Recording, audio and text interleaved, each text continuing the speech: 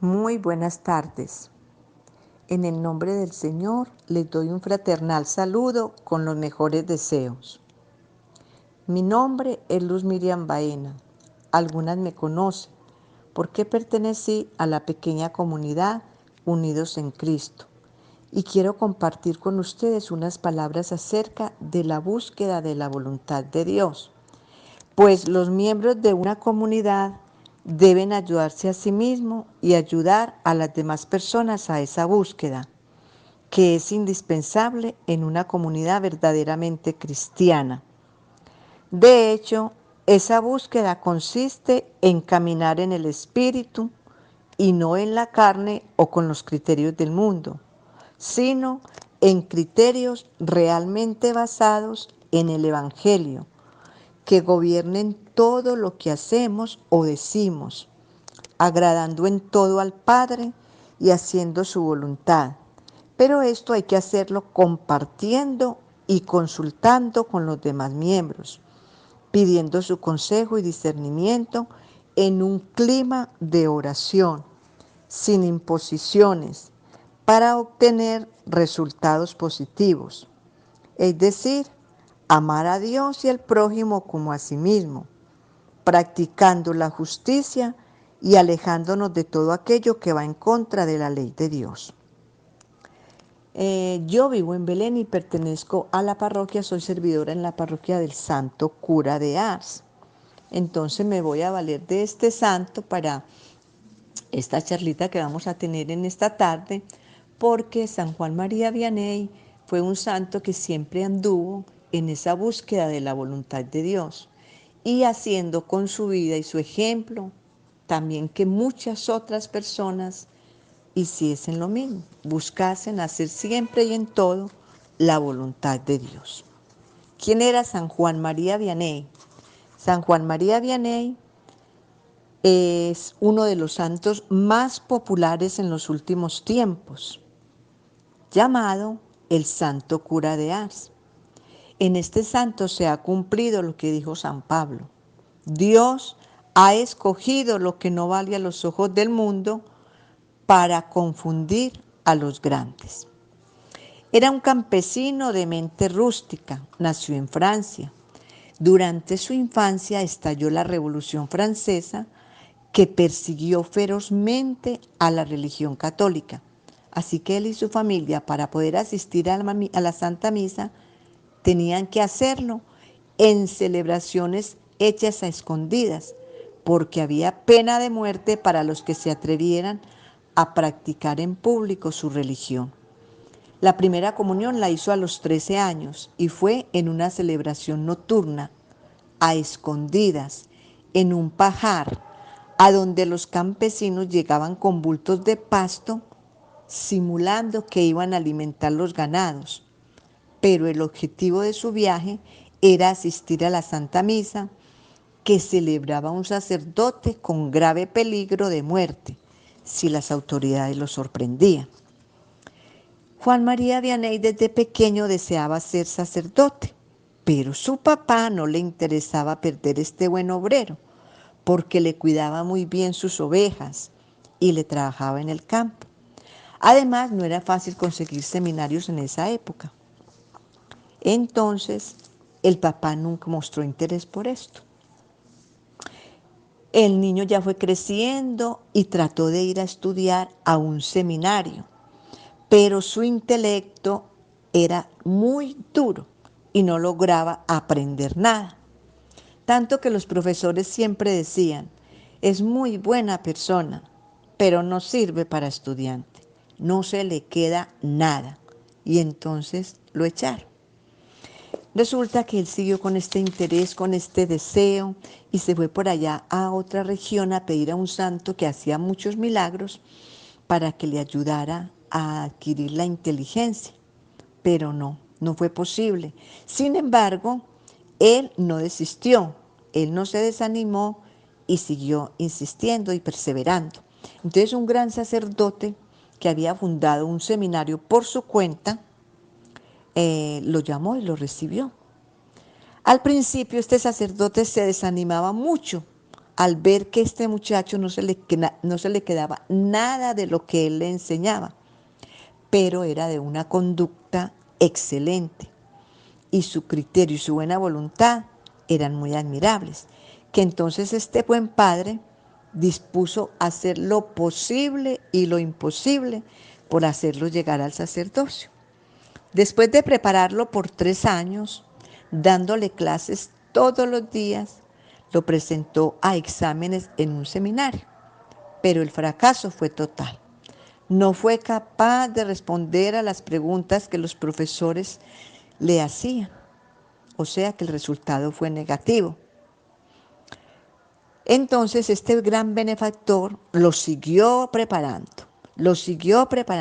y lo llevó a donde unos sacerdotes muy santos y les dijo, examínenlo, a ver si de pronto es posible que él llegue a ser un buen sacerdote. Ellos sí lo examinaron y se dieron cuenta de que tenía buen criterio, que sabía resolver problemas de conciencia y que era seguro en sus apreciaciones en lo moral. Entonces varios de ellos fueron a recomendarle al señor obispo para que lo recibiera. El obispo, al oír pues todas estas cosas, les preguntó, ¿el joven Vianney es de buena conducta? Y ellos le respondieron, es excelente persona, es un modelo de comportamiento, es el seminarista menos sabio, pero es el más santo. Entonces el obispo añadió, pues entonces que sea ordenado sacerdote, pues aunque le falte la ciencia, con tal de que tenga santidad, Dios se encargará de los demás. Y así fue que un 12 de agosto de 1815 fue ordenado sacerdote, un sacerdote que parecía tener menos inteligencia de la necesaria y que luego llegó a ser el más famoso, porque San Juan María Vianney es el patrono de los sacerdotes. Su fiesta se celebra el 4 de agosto. San Juan María Vianney entonces fue enviado a una parroquia muy pobre, la parroquia más infeliz de todas. Allá lo mandó el señor obispo y entonces otros curitas que conocían también de la vida de este sacerdote decían, ese obispo se va a encartar con este sacerdote, porque ¿a dónde lo va a enviar que haga un buen papel? Y resulta de que para Dios las cosas son muy diferentes. Él fue enviado a una provincia que se llama Ars, eso queda en Francia. Esta provincia solo tenía 370 habitantes y a misa los domingos solamente asistía un hombre y algunas mujeres. La gente de esta parroquia en lo único, decía un sacerdote, en lo único que se diferencia de los animales es en que están bautizadas. El pueblucho estaba lleno de cantinas y bailaderos. Y allí fue mandado Juan María Vianney. ¿Y cuántos años fue párroco? 41 años hasta su muerte.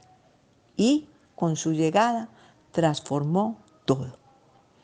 En fin, que él se propuso a que la gente cambiara y a que el pueblito y la iglesia, pues el templo, fuera más concurrido, porque casi nadie iba a misa. Entonces, ¿él qué hacía? Reemplazaba esa falta de asistencia dedicando horas y horas a la oración ante el Santísimo Sacramento en el altar.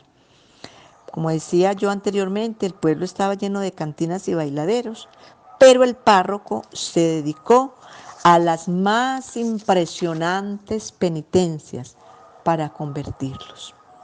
Durante años solamente se alimentaba con unas pocas papas cocinadas.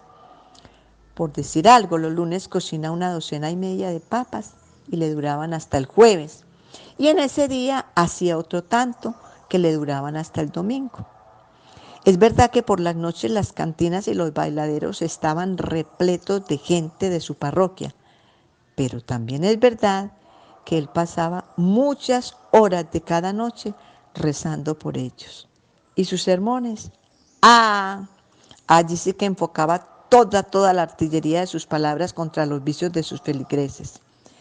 y así fue demoliendo sin compasión todas las trampas que el enemigo le ponía. Resulta y sucede que cuando el padre Vianney empieza a volverse famoso, entonces muchas personas pues dedicaron a criticarlo. Y el señor obispo escuchaba todo esto, entonces envió un visitador y le dijo, vaya a la parroquia de Ars y oiga los sermones de Vianney, a ver qué cualidades y qué defectos tiene al predicar. El visitador fue y preciso, en una Eucaristía se puso a escuchar. Cuando ya volvió donde Monseñor, él le preguntó, ¿tienen algún defecto los sermones del padre Vianney?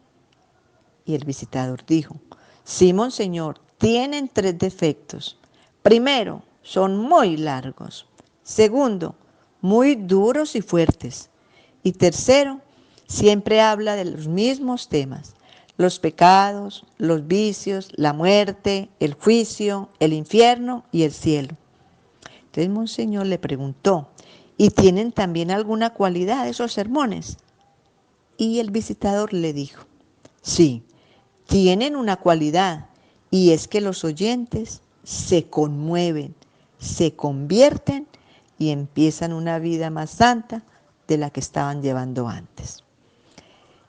Vaya pues que el señor obispo, contento y sonriendo, exclamó, por esta última cualidad se le pueden perdonar al párroco de Ars los otros defectos. Claro que el padrecito también hablaba mucho de Jesucristo y de la Santísima Virgen. Al principio le daba mucha dificultad los sermones y los preparaba hasta 3 y 4 horas y se iba para los campos y recitando los sermones a los árboles y al ganado para tratar de aprendérselos. Y después se arrodillaba horas y horas ante el Santísimo Sacramento en el altar, encomendando al Señor lo que iba a decir al pueblo.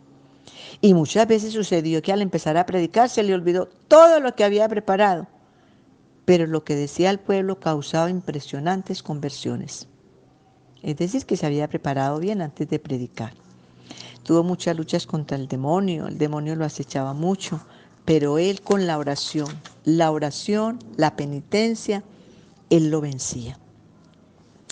Fue un confesor heroico.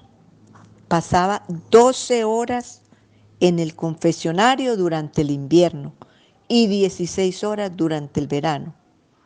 Es tanto que para confesarse con él había que apartar turno con 3 días de anticipación. Y en el confesionario conseguía conversiones impresionantes. Era pues el confesor con más clientela en el país. El horario que él tenía era un horario, como decimos nosotros, un horario heroico. Se acostaba a las 8 de la noche y a las 12 se levantaba. Luego hacía sonar la campana de la torre, abría la iglesia y empezaba a confesar.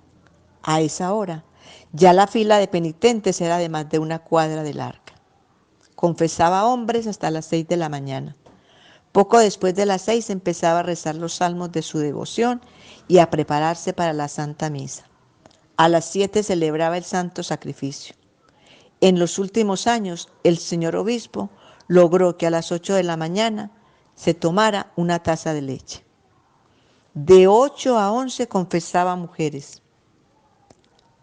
A las 11 daba una clase de catecismo para todas las personas que estuvieran allí en el templo. Eran palabras muy sencillas que hacían inmenso bien a los oyentes. A las 12 iba a tomarse un ligero almuerzo, unas papas cocinadas.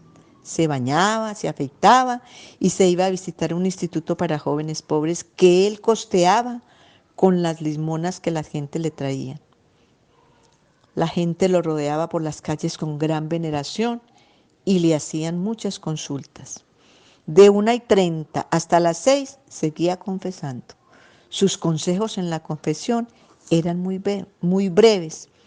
Por ejemplo, a un señor obispo lo único que le dijo fue, ame mucho a sus sacerdotes, pero a muchos les leía los pecados en sus pensamientos y les decía los pecados que se les habían quedado sin decir. Era fuerte en combatir la borrachera y los otros vicios.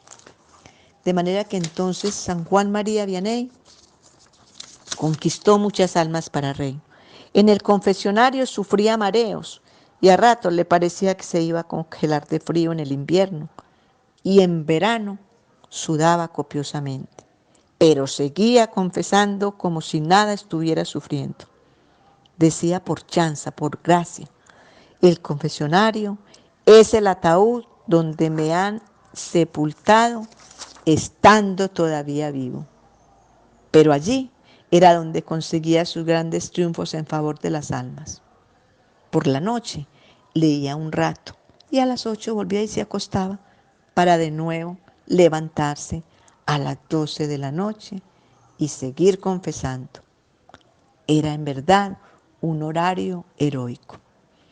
Cuando sus éxitos espirituales fueron grandes, porque cuando llegó a la provincia de Ars, como les dije anteriormente, solamente iba un hombre a misa, y cuando murió, solamente había un hombre en Ars que no iba a misa. Las 4 cantinas que había alrededor del templo tuvieron que ser cerradas por falta de clientela. Después, durante esos años, abrieron por ahí otras 8 cantinas y todas fracasaron porque nadie iba a emborracharse. Los bailaderos se fueron acabando porque en sus sermones y confesionarios arremetía sin miedo contra el baile. Decía que de baile se puede afirmar como de ciertos hongos: el menos peligroso es muy dañoso. En Ars todos se sentían santamente orgullosos de tener un párroco tan santo. Cuando él llegó a esa parroquia, la gente trabajaba en domingo y cosechaba poco. Y él logró poco a poco que nadie trabajara en los campos los domingos y las cosechas volvieron a ser mucho mejores. Era humildísimo, siempre se creía un miserable pecador. Jamás hablaba de sus obras exitosas. A un hombre que lo insultó un día en la calle le escribió una carta humildísima pidiéndole perdón por todo, como si hubiera sido él quien le hubiera ofendido. El señor obispo le envió un distintivo elegante de canónigo y nunca se lo quiso poner. El gobierno nacional le concedió una condecoración y no se la quiso colocar. Decía con humor: es el colmo, el gobierno condecorando a un cobarde que desertó del ejército, porque cuando lo iban a llevar para el ejército, él se quedó en un templo orando y cuando salió ya se habían ido. Entonces él nunca pagó ejército, servicio militar, y Dios premiaba su humildad con admirables milagros. El 4 de agosto de 1859 pasó a recibir su premio en la eternidad. De manera que entonces me valí de este santo, porque cuando lo mandaron a aquella provincia, sabiendo, le dijeron que era una provincia, no, le hicieron miles de comentarios, pero él, haciendo la voluntad de Dios y queriendo ejercer su ministerio sacerdotal, partió sin ninguna rabia, partió sin miedo, siempre creyendo en la protección divina de Dios. De manera que entonces, por eso quise traer a colación la vida de este bello santo. Entonces, a continuación, pues yo quiero darles unas que más o menos 6 o 7 citas bíblicas que nos hablan cómo descubrir la voluntad de Dios.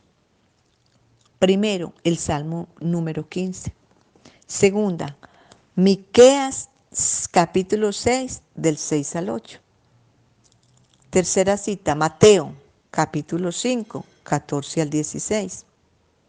Cuarta, Lucas 9, 22 al 27. Romanos, carta de San Pablo a los Romanos, capítulo 13, del 8 al 14. Segunda de Pedro, capítulo 1, del 3 al 9. Y primera de Juan, capítulo 4, del 7 al 21. Estas citas bíblicas, como les digo, nos hablan de esa búsqueda de la voluntad de Dios. Y por último, pues hay como 2 preguntitas que de pronto cada una puede hacérselas interiormente o pueden compartirlas allí en la comunidad. Primero, ¿Te es fácil la búsqueda de la